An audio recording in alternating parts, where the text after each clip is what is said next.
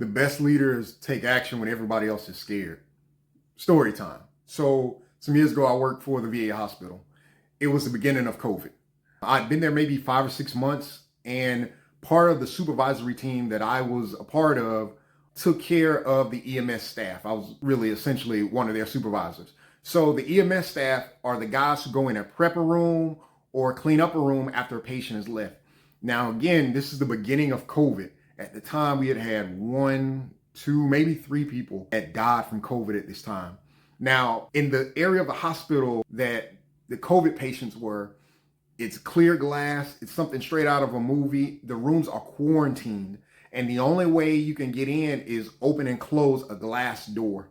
So with that said, in order for an EMS worker to clean one of these people's room or go and remove any type of trash or debris from their room, they would have to go to mop level 4 is being covered in PPE protective equipment from head to toe completely. Now, I'm military. We used to do this when we went through the gas chamber. We did this to make sure that we were confident in our suits if we had to ever be around anything biological, radiological, or anything like that, any type of contaminant, any type of hazard.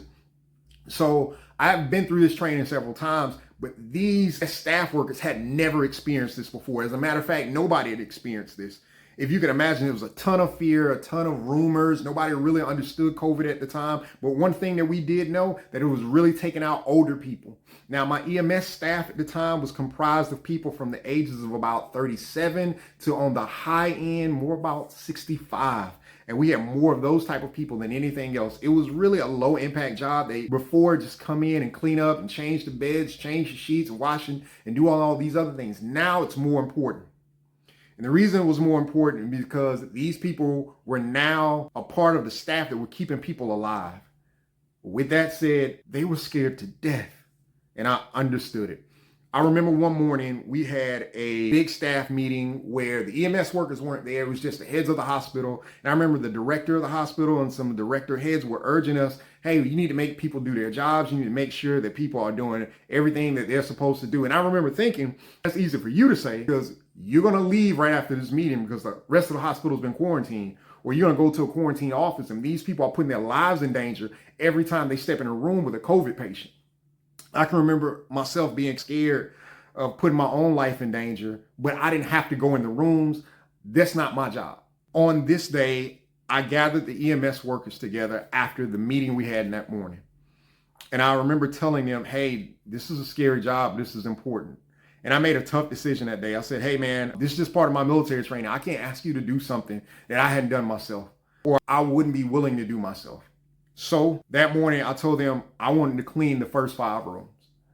I wanted them to have confidence in all the things that we had trained them to do. Because remember, they had never, although they had been trained to do this, they'd never done it. They probably never in their wildest imaginations thought they'd be going in a quarantine patient room in MOP level 4. They don't practice this stuff.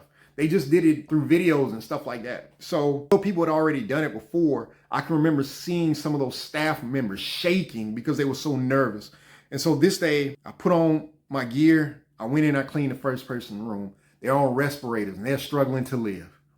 I cleaned the first person room. We changed the sheets. We changed everything. I removed all the trash, the debris. I wiped down everything. I sanitized everything. I come out the first room. I do the second room, the third room, the fourth, the fifth room.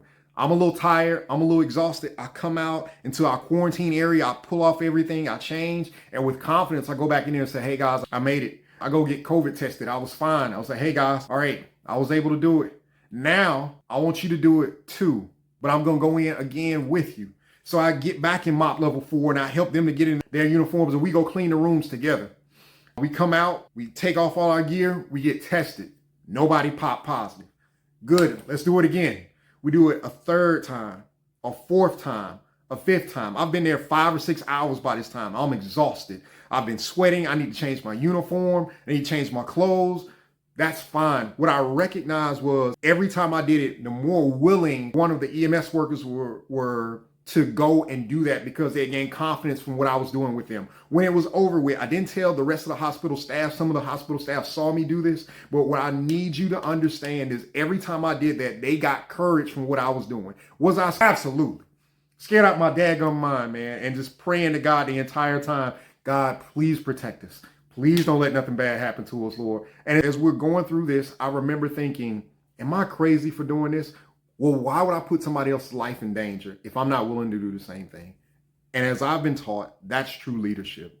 So again, the people got more courage from watching me do it than having to go in there by themselves.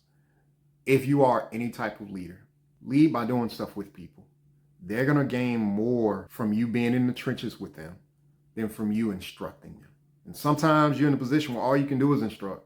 But if you can get down where they are, and you give them a piece of what you do, if you can show them that you're willing to do the same things that they are to move whatever the vision or the purpose is forward, you're going to garner far more respect and people are more willing to follow you when you're done.